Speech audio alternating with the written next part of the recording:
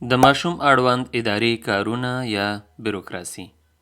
سلامونه، بیا هم په خیر راغلی. بیروکراټي کولای شي د نویو والدینو لپاره اضافي فشار رامنځته کړي، په ځانګړې توګه کله چې دوی په جرمني کې نوي وي او د ژبې نه بلدتیا له امله یې کارونه له خنډ سره مخ وي. له همدې امله موږ پریکړه کړې چې د امیدوارۍ مهالویش جوړ کړو، ترڅو هغه مهمې نیټې په لنډه توګه روښانه کړو چې نویو میندې او پلرونه په جرمني کې د امیدوارۍ په مهال او وروسته له هغه ورسره مخ کیږي. د ماشوم اړوند اداري کارونه لاندې دي: له زیږون وړاندې، زیږون، له زیږون وروسته. د امیدوارۍ لومړۍ میاشتې څخه باید د ښځینه ناروغۍ ډاکټره یا ډاکټر ومومئ، ترڅو د امیدوارۍ د ثبت کتابچه یا موته-پاس تاسو ته جوړ کړي.